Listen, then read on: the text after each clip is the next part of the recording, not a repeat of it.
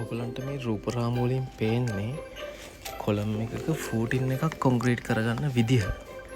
ඇත්තටම මේ වීඩියෝ එකකින් ලොකුවට ටෙක්නික් කරාම ඒවනම් කියලා දෙන්න බලාපොරොත්තුවක් නැහැ. ඕනම කෙනෙක්ට සාමාන්‍ය මූලික දැනුමක් විතරයි මේකෙන් දෙන්න උත්සාහ කරන්නේ.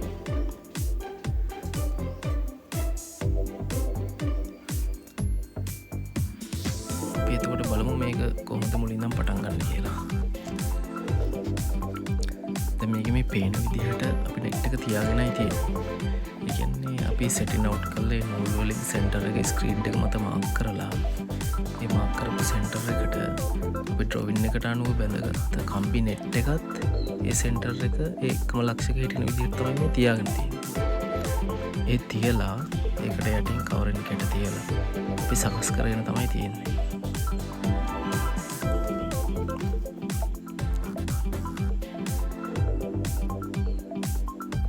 ඊට පස්සේ මේකට අදාළ කොලම් එක අපි මේ නෙට් එක උඩින් තියලා තියෙනවා. ඒතර මේ කොලම් එක මෙහෙම තියද්දි අපි මූලිකව දැනගෙන ඉන්න ඕන දේ තමයි අපි සෙටින් අවුට් එකේ මාක් කරගත්ත සෙන්ටර් එකයි එතකොට 14 එකේ නෙට් එකේ සෙන්ටර් එකයි මේ කොලම් කම්බි නෙට් එකේ සෙන්ටර් එකයි එකම ලක්ෂයක පිහිටන විදිහට තමයි මේක තියාගන්න.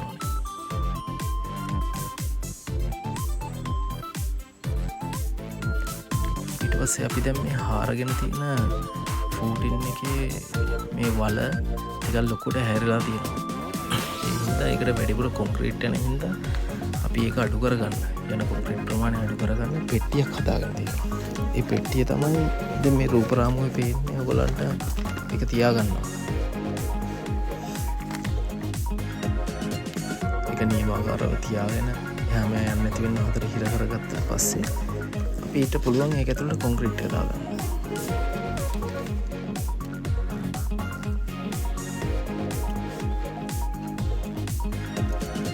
දැන් මේ රූප රාමයෙන් ඔයගලන්ට පේන්නේ සම්පූර්ණ වැඩ ටික ඉවර කරගෙන කොන්ක්‍රීට් දාන්න මේ ලෑල්ලක් තියලා තියෙනවා. ඒකෙන් කොන්ක්‍රීට් එක දිගේ තමයි එන්නේ.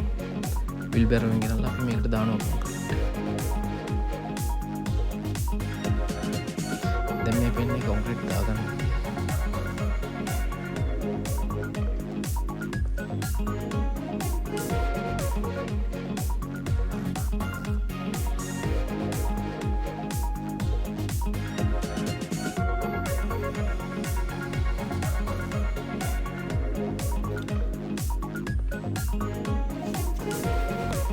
මෙන්න මේ පේන විදිහට තමයි අපිට සරලව කොන්ක්‍රීට් කොලම් එකක් බේස් එකක් කොන්ක්‍රීට් කරගන්න